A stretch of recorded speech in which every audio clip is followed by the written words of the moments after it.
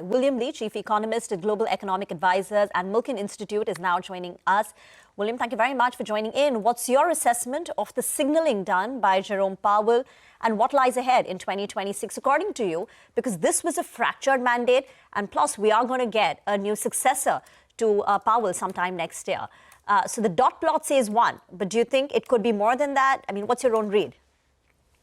Well, he's got a tough job, as you heard him try to dance around the fact that he said the economy is doing well. GDP growth is pointing at the 4% number, but at the same time, the labor market is weakening as we speak, and weakening fairly rapidly to the point where employment growth is negative.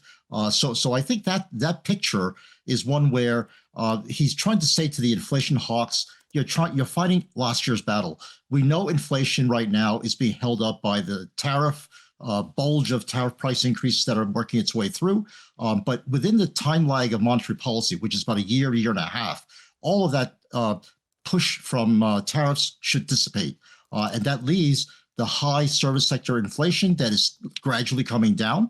And meanwhile, the labor market is weakening. So he is trying to make, I think, a very good case why we should have a larger cut, say maybe even 50 basis points, and sooner the better, because he said we're at the high side of normal right now.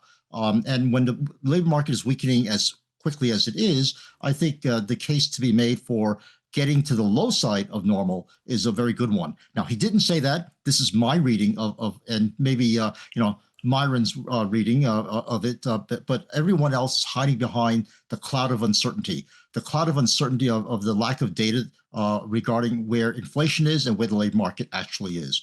And so I think he's dancing around a bit, but I think if you were to really read between the tea leaves and see where the forecast is going, the risks for a downside on the labor market is much greater than the upside on inflation. William, hi, morning. Let's talk about something which can happen, right? One of those things. It's that time of the year when you start to reflect and then look ahead.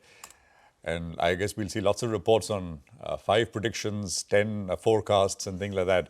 What's happening with this Venezuela thing, William? Will that be the next flashpoint? I mean, there's military buildup and it's a large oil producer. You think there's going to be an attempt at regime change? That's a great question. Right now I'm so glad I'm no longer on the sell side doing my year-end outlook for the next year, because every one of these outlooks will change by February, right? And it's always changed by February. So they're really a pointless exercise, except that all your customers expect you to do it. But you bring up really the most important question I think that the risk managers are facing right now, which is geopolitical risk.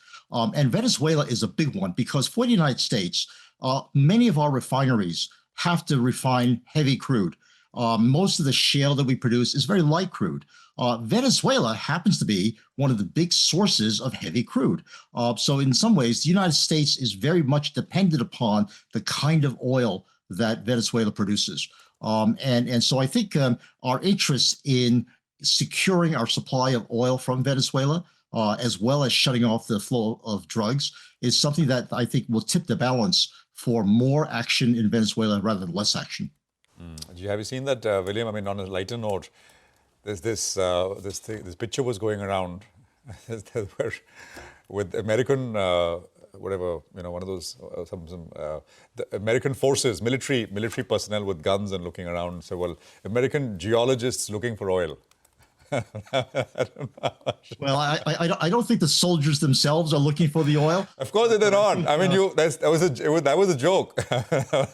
No. I get it. But I think the point is well taken that Venezuela has always been an important source of sour crude for the United States because of these ancient refineries. And by the way, we're in this pickle because the environmental movement has prevented refineries from modernizing and rebuilding the more modern refineries that are able to refine the light sweet crude.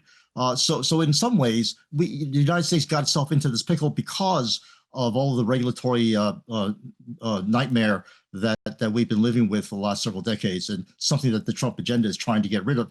But again, we have what we have, and we are stuck with these refineries that they require the heavy crude that comes from Venezuela. And by the way, the other source of the heavy crude is Iran.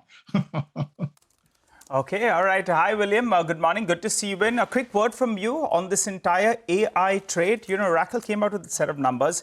Another phase of the market, maybe the stock would have rallied, but now the street is looking at the cash flows, which were negative. They're getting a little bit cautious on the big capex spend as well, which has ballooned up actually in comparison to what it was a few months ago. What's your view on the AI trade? Because, overnight, post Oracle's numbers, you did some of these AI sensitives that also were lower in the after hours market. So your view on it.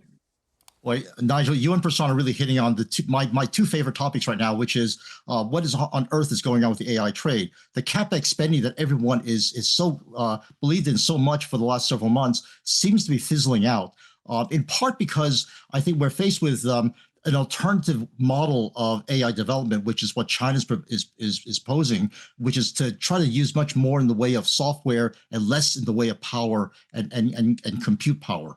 I think they're trying to get around the lack of compute power by improving the algorithms themselves.